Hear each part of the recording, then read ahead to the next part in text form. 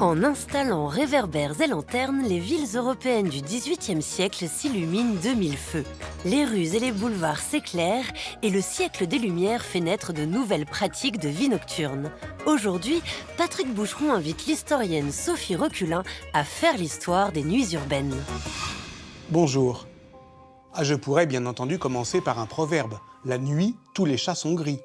Mais quitte à parler de bêtes nocturnes, entre chiens et loups, et puisque nous allons parler du siècle des Lumières, je préfère citer le grand naturaliste Buffon, qui écrivait dans ses histoires naturelles que le risque de la nuit, c'est qu'on y prend un buisson dont on est près pour un grand arbre dont on est loin.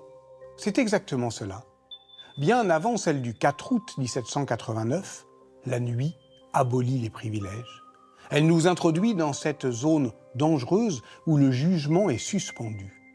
Est-ce pour cela qu'on entendit pendant la Révolution qu'il fallait pendre les aristocrates à la lanterne? Nous allons tenter de répondre à cette question, qui engage à la fois l'histoire glorieuse des illuminations du pouvoir et celle plus humble des allumeurs de réverbères. Spécialiste des lumières de la ville au XVIIIe siècle, Sophie Reculin va nous en conter l'histoire. Mais avant de l'écouter, transportons-nous à Paris en juillet 1789, dans le clair-obscur des lendemains d'une journée révolutionnaire. Commençons notre histoire au tout début de la Révolution française. Nous sommes quelques jours après la prise de la Bastille, le 23 juillet 1789, à Paris. Sur cette gravure, on peut voir la foule, la masse du peuple de Paris qui, ce jour-là, place de Grève, est en train de molester deux figures symboliques de l'Ancien Régime. L'intendant Berthier de Sauvigny et Foulon. Dans la cohue générale et les cris « à la lanterne », on les pend à un réverbère avant de les décapiter. Derrière cet épisode sombre, un symbole important pour notre histoire émerge. La lanterne, ou le réverbère, avec ses airs de potence, a d'abord été au XVIIe siècle le signe du pouvoir royal. Pendre un aristocrate à une lanterne, c'est avant tout l'histoire d'un retournement de symboles. Mais en quoi cela nous intéresse pour faire l'histoire des nuits urbaines? Revenons un peu en arrière. Dans la deuxième moitié du XVIIe siècle, nombreux sont les souverains qui décident d'éclairer leur ville. C'est le cas de Frédéric Guillaume Ier à Berlin, mais aussi de l'empereur Léopold Ier à Vienne.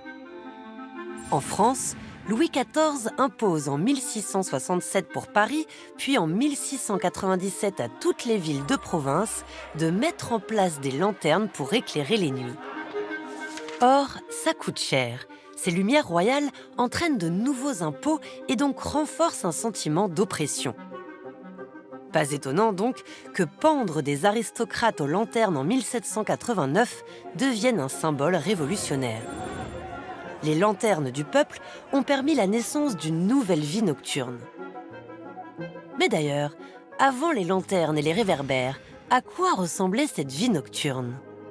Le développement de la vie nocturne est un phénomène qu'on peut faire remonter au XVIIIe siècle. Ce phénomène cohabite avec une perception encore très négative de la nuit des populations rurales et urbaines. Depuis la fin du Moyen-Âge, l'imaginaire des heures sombres est associé au diable, aux sorcières et aux fantômes. En ville, un passant sans lanterne peut être suspecté de commettre un adultère, un vol ou un crime.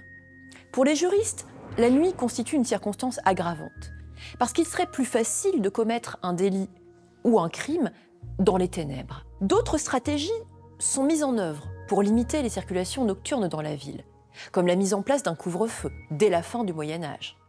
La sonnerie de la retraite annonce aux habitants qu'il est temps de rejoindre le foyer et de cesser le travail avant la fermeture des portes de la ville et des maisons. Sous le règne de Louis XIV, la monarchie impose d'abord à Paris en 1667, puis dans les principales villes de province en 1697, la mise en place d'un éclairage public.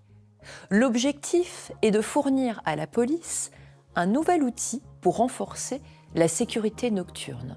Cette mesure est finalement assez contradictoire, puisque par définition, le principe même de couvrir le feu perd tout son sens si on installe des lanternes publiques dans la rue. Car loin de limiter les circulations, l'éclairage public favorise au contraire l'essor d'une vie nocturne. Ah, la vie nocturne. On oublie qu'avant toute chose, au XVIIe et au XVIIIe siècle, éclairer la nuit est synonyme d'illuminer les rois, les églises et les cathédrales, et donc de mettre en valeur par la lumière le pouvoir. Dès la Renaissance, les rois profitent des nuits pour mettre en scène ce qu'on appelle leurs entrées royales dans les villes. Entourés de flambeaux et de lanternes portées par des habitants bien souvent obligés de le faire, les souverains s'offrent ainsi de véritables spectacles de lumière qui mettent en valeur leur aura et leur puissance. Cet usage politique des lumières nocturnes associe de plus en plus le prince au soleil, comme dans les cours allemandes, espagnoles et françaises. Les places royales et les événements liés aux familles souveraines ne sont pas en reste. On éclaire la place des Victoires à Paris et toutes les fêtes, victoires, naissances et mariages s'accompagnent de tout un univers lumineux, féerique et pyrotechnique. Mais l'installation des lanternes et la diffusion des réverbères au XVIIIe siècle va faire naître une autre histoire, plus sociale, plus proche du peuple. Faire l'histoire des nuits urbaines, c'est s'intéresser aux lanternes publiques dans leur matérialité, en tant qu'objet technique. En 1763, l'Académie des sciences organise pour la première fois un concours sur la meilleure manière d'éclairer les rues d'une grande ville, à la demande du lieutenant général de police, qui est représenté sur cette médaille commémorative. L'ingénieur mécanicien bourgeois de Châteaublanc fait partie des lauréats du concours. C'est sa lanterne à réverbère que la lieutenance générale de police fait le choix d'installer dans la capitale. Les réverbères, ce sont ces petits miroirs concaves insérés derrière chaque bec de lanterne et à l'intérieur du chapiteau, qui permettent de mieux réfléchir la lumière. Ces nouveaux luminaires fonctionnent à l'huile végétale ou animale qui se consume sur une mèche plate. La popularité des réverbères se répand rapidement dans les villes de province, où les citadins pétitionnent pour en installer dans leur quartier. Comme dans cette pétition de Tours à la veille de la Révolution française, dans laquelle près de 60 citadins et citadines réclament des lanternes à réverbères. Entre les années 1770 et les années 1780, le Royaume de France s'illumine grâce à une compagnie parisienne, la société Tourtis-Sangrain. Comment expliquer un tel succès ? Parce que les lanternes à réverbères incarnent désormais la sécurité et l'urbanité. Parce qu'elles remplacent symboliquement les murailles. C'est donc toute une panoplie de lanternes et de réverbères de formes et d'intensités différentes qui viennent illuminer les villes européennes. Mais c'est aussi, à la veille de la Révolution française, tout un monde qui change. Comme on peut le voir sur ce dessin intitulé « Scène populaire au coin de la rue Saint-Honoré » d'Henri-Joseph van Blarenberg, les hommes et les femmes sortent, se rencontrent, commercent. Et cela en pleine nuit. Festivités, bals masqués, concerts, tripots, débits de boissons, toute la vie nocturne change au profit de nouveaux usages populaires de la nuit. Ainsi, peu à peu, la nuit n'appartient plus seulement au roi. Alors, le siècle des Lumières serait-il aussi celui qui a éclairé les nuits populaires ? Et d'ailleurs, qui s'occupe d'allumer les nuits urbaines ? Bien d'autres acteurs que les inventeurs et les entrepreneurs gravitent autour des lanternes. Les allumeurs. Au XVIIIe siècle, l'image que la société se fait du métier d'allumeur, de réverbère, est très éloignée de la représentation poétique que nous en a laissée Antoine de Saint-Exupéry. Allumer les lanternes n'est d'ailleurs pas encore à proprement parler un métier, mais plutôt une charge saisonnière, hivernale et mal rémunérée. La journée de l'allumeur de réverbère commence de bonne heure le matin, pour ne pas être gêné par la circulation des habitants. C'est le moment du nettoyage des vitres des lanternes et des réverbères dans son département. Le soir, il est accompagné d'un acolyte qui se charge d'ouvrir la boîte, qui retire la corde pour descendre la lanterne, tandis qu'il met le feu à chaque bec. Mais contrairement aux apparences de tranquillité qui se dégage de ces gestes simples, allumer les lanternes n'est pas de tout repos. Le mauvais temps peut rendre la tâche plus difficile, quand ce ne sont pas les habitants eux-mêmes qui s'en mêlent.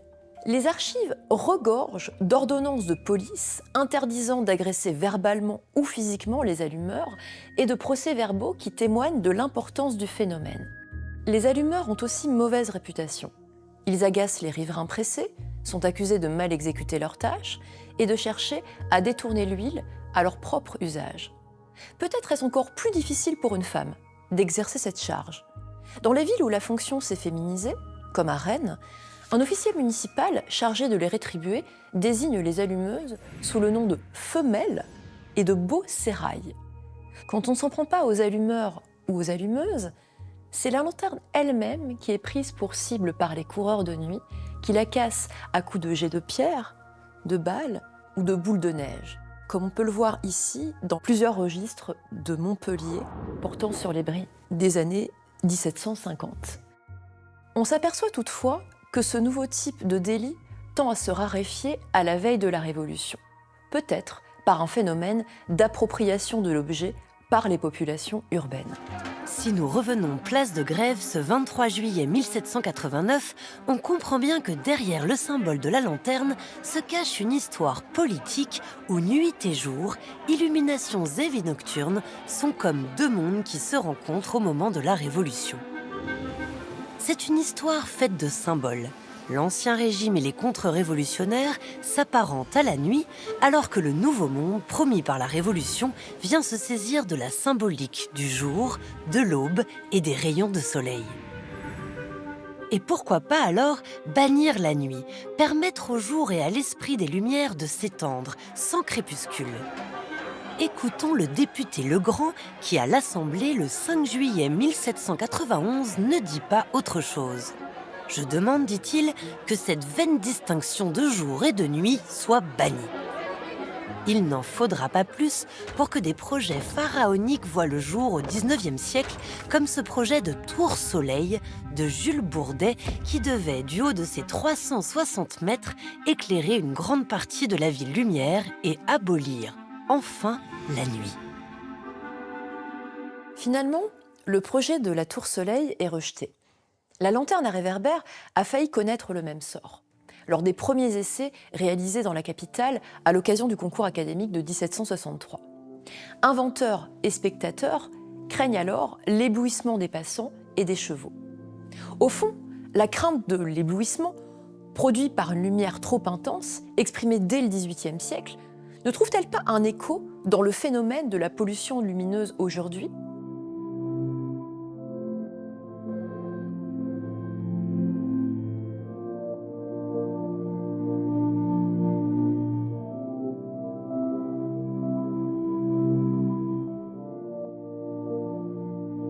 Les populations urbaines qui craignent d'être éblouies par la lumière des réverbères ont un point commun avec ceux qui s'inquiètent aujourd'hui de la disparition de la nuit. Ils partagent la crainte d'une vision nocturne entravée. La question de la pollution lumineuse n'a pu émerger que parce que notre vision s'est élargie. Nous ne regardons plus seulement ce que la lumière fait à l'échelle de la rue. En levant les yeux vers le ciel, nous apercevons que toute la biodiversité est impactée. Les oiseaux migrateurs ont aussi besoin de voir les étoiles pour s'orienter.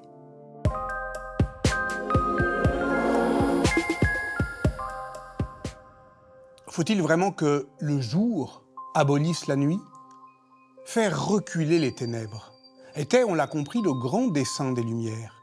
Et parce qu'il était indissociablement philosophique et technique, il avait la ville pour théâtre.